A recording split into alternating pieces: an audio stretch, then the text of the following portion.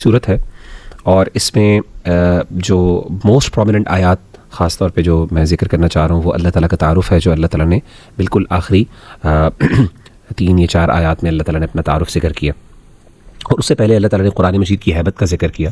لو انزلنا هذا القرآن على جبل لرأيته خاشعا متصدعا من خشية الله، کہ ہم اگر اس قرآن مجید کو ایک پہاڑ پر نازل کر دیتے تو اے نبی صلی اللہ علیہ وسلم آپ دیکھتے کہ کس طریقے سے وہ اللہ کی خشیت سے رضا رضا ہو جاتا. اور اللہ کہتے ہیں کہ کچھ مثالیں ہیں جو ہم بیان کرتے ہیں لوگوں کے لیے تاکہ وہ غور و فکر کریں.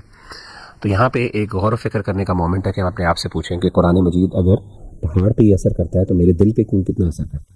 کیا واقعی میرے دل کو بھی ہلا سکتا ہے کہ نہیں ہلا؟ کہیں ایسا تو نہیں کہ میرا دل جو ہے وہ پہاڑوں سے زیادہ سخت ہے، اللہ معاف کرے.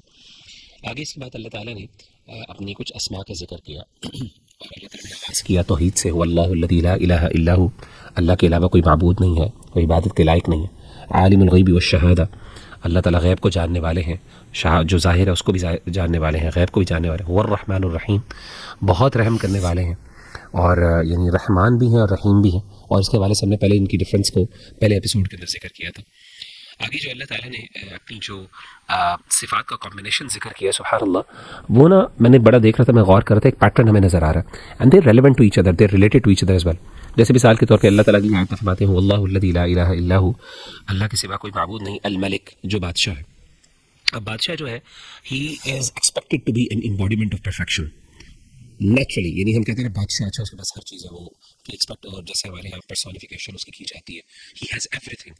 تو اللہ تعالیٰ یہاں پہ الملک کے بعد القدوس کہتے ہیں. القدوس کا مطلب ہے کہ ہر عیب سے پاک، ہی ہیز ایوری تھنگ.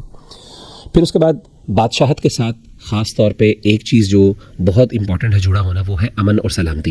وہ بہت امپورٹنٹ ہے کیونکہ عام طور پہ بادشاہ چونکہ ایک پاور انسان کے پاس آتی ہے وہ انسان کو کرپٹ کرتی ہے. اللہ کہتے ہیں السلام المؤمن، اللہ سلام، یعنی سبحان اللہ، یعنی سیکورٹی دینے والا، امن دینے والا.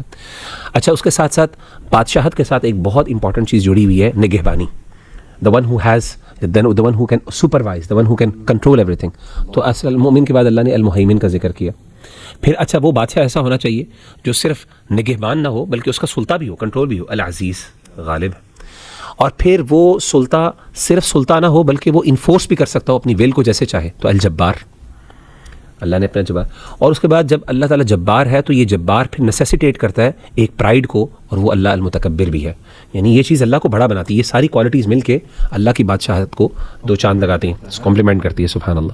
تو اس کے بعد اللہ تعالیٰ نے کہا سبحان اللہ، اللہ تعالیٰ پاک ہے عما یشرکون، ہر اس چیز سے جس سے وہ شرک کرتے ہیں. میں شیخ ابن تیمیہ رحمہ اللہ تعالیٰ عنہ کا ایک جگہ پہ کال پڑھ رہا تھا، غالباً ان کی تفسیر، ان کی کسی جگہ پہ میں نے تفسیر میں پڑھا، یہ کہاں پہ، تو فرماتے ہیں کہ جہاں پہ بھی اللہ تعالیٰ نے تسبیح کا ذکر کیا نا، یہ وہاں پہ ذکر کیا جہاں پہ عیب سے، یعنی جہاں پہ یعنی کوئی عیب کی تنقیص ہے، یہ کوئی تنقیص کی بات ہو رہی ہے آس پاس کانٹیکس کے اندر، کوئی نقص، کوئی عیب کا ذکر ہے، تو وہاں پہ سبحان اللہ کہا جاتا ہے.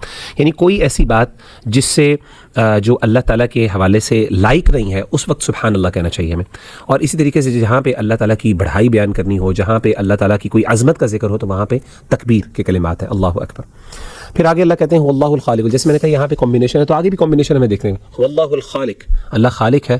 تو الخالق کیسے ہے؟ الباری، ٹھیک ہے نا، خلقت اور باری ہونا، ٹھیک ہے نا، پیدائش کرنے والا. اور اس کے بعد سے یہ جس کی کوئی مثال نہیں تھی، کوئی مثال نہیں، ٹھیک ہے نا، الباری. اس کے بعد وہ پیدائش کیا ہے؟ وہ بہترین پیدائش ہے، وہ آرٹسٹک ایک پیدائش، یعنی ایسا نہیں کہ بس پیدائش کر دی. المصور، وہ بڑی خوبصورت انداز میں اس کی تصویر گری بھی کی اللہ تعالیٰ نے. لہ الاسماء الحسنی، اللہ کہتے ہیں اللہ کے بہت خوبصورت نام ہے. یسبح لہ ما فی السماوات والارض.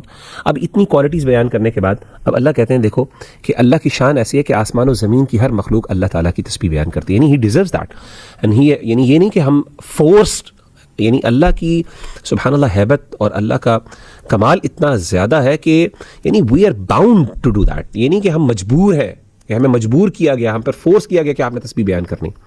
وہ العزیز الحکیم، وہ بہت غالب اور حکمت والا ہے. تو بہرحال یہ کچھ تھوڑی سی میں نے اس میں پیٹرن تلاش کیا اور میں نے ان پر ریفلیکشن، ویسے بہت کچھ کہا جا سکتا ہے، میں چاہتا ہوں آپ بھی بھائی اگر کچھ اس میں ایڈ کر سکیں تو ضرور کیجیے. بلکہ مغیرہ بھائی ہمیں نا یہ اللہ سبحانہ و تعالیٰ کے نام جو ہیں ان کو یاد کرنا چاہیے اور اپنی دعاؤں میں ان کو شامل کرنا چاہیے. ان ناموں کو یاد کر کے ان کے میننگز کو، اور اللہ تعالیٰ کی پہچان انہی میں ہے. یعنی اگر کوئی معرفت اللہ یعنی اللہ تعالیٰ کو پہچاننا چاہتا ہے تو ان ناموں پہ غور کرے، ان کے میننگز کو سمجھے، ان کے اندر ڈفرینسز ان کو سمجھے، اور پھر اسی اپروپریٹ نیم سے اللہ تعالیٰ کو پکارے. یا رحمان، یا غفار، اس طرح کر کے اگر آپ نے اللہ تعالیٰ کی مغفرت طلب کرنی ہے. یا رزاق، اگر رزق کا کوئی معاملہ ہے تو اس قسم کا اس کو اسٹڈی کرنا بڑا ضروری ہے.